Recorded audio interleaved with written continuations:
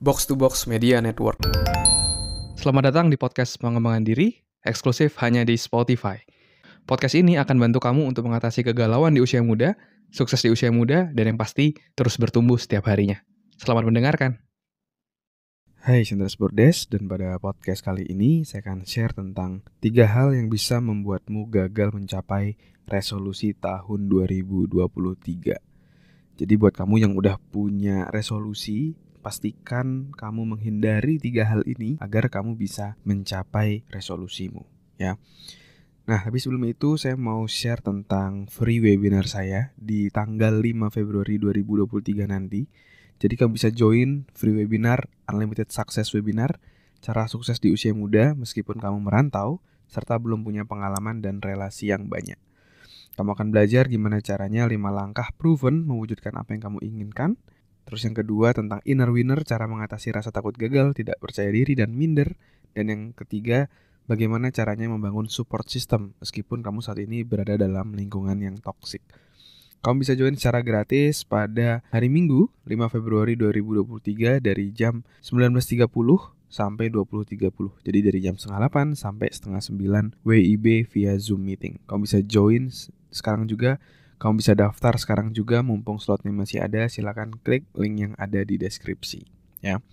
Oke, mari kita bahas tentang 3 hal yang bisa membuatmu gagal mencapai resolusi tahun 2023.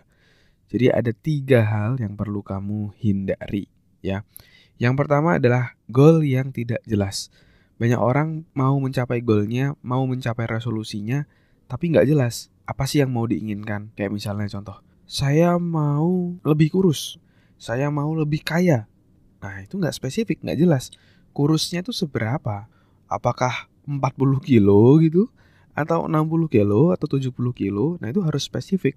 Semakin kita spesifik, semakin mudah untuk mencapainya. Nah kesalahan banyak orang itu bikin goal dia nggak jelas, nggak spesifik angkanya berapa. Sehingga ketika kita memiliki goal yang tidak jelas, kita pun akan kesulitan menentukan strategi mana untuk mencapai goal tadi, ya. Bayangin kalau misalnya ada orang yang mau punya target menurunkan 2 kilogram selama sebulan ke depan misalnya, dibandingkan sama yang misalnya mau nurunin 3 atau 4 kilogram dalam sebulan ke depan. Tentu akan berbeda strateginya. Ya, dietnya berbeda, olahraganya berbeda, pasti akan berbeda. Nah, jadi spesifik menjadi detail apa yang kamu inginkan itu sangat-sangat penting untuk kamu tentukan. Untuk kamu pastikan ada angka yang bisa kamu capai, ya. Jadi nggak boleh ambigu, nggak boleh takut untuk setting goal, nggak boleh takut untuk menentukan angkanya. Jadi kamu harus berani untuk membuat goalmu menjadi spesifik, ya. Terus yang kedua adalah yang sering menghambat kita adalah yaitu keyakinan kita sendiri bahwa kita tuh mampu atau nggak mampu gitu. Nah itu sering banget menghambat kita. Misalnya kita mau jauh lebih kaya, punya duit lebih banyak, tapi dalam hati, aku gak layak nih punya duit banyak gitu. Atau misalnya kita mau lulus kuliah tepat waktu, tapi kita punya keyakinan, susah lah, aku aja gak bisa, mana dosennya kayak gitu lagi, dosennya gak nyenengin, dosennya ribet, pasti gak bisa deh. Nah, kalau dalam diri kita sendiri aja itu udah yakin bahwa gak bisa, ya beneran terjadi, kita gak akan bisa mencapai goal kita. Maka dari itu, penting untuk kamu bisa memiliki keyakinan yang mendukung kamu untuk berhasil. Coba kamu cek saat ini punya belief apa tentang mencapai goal itu. Punya keyakinan apa tentang mencapai goal tersebut. Jangan-jangan selama ini yang menghambat kamu itu bukanlah orang lain, tetapi keyakinanmu sendiri yang menarik kamu untuk mencapai goalmu, ya. Terus yang ketiga adalah tidak ada monitoring, ya. Kalau kita nggak ada monitoring, kita akan sangat sulit untuk mencapainya. Karena kalau kita nggak monitor, kita nggak akan bisa mengukur. Dan kalau misalnya kita tidak mengukur, seringkali nih ya, kita buat resolusi tahun 2023. Karena kita tidak mengukur di antara perjalanannya di bulan-bulan di tengah 2023 itu, akhirnya kecenderungannya adalah bablas. Dan akhirnya di akhir 2023 kita baru sadar, oh iya ternyata banyak ya yang belum saya tercapai. Atau bahkan baru nyadar bahwa, oh ternyata aku punya resolusi tuh, baru inget gitu. Kalau misalnya tidak dimonitor.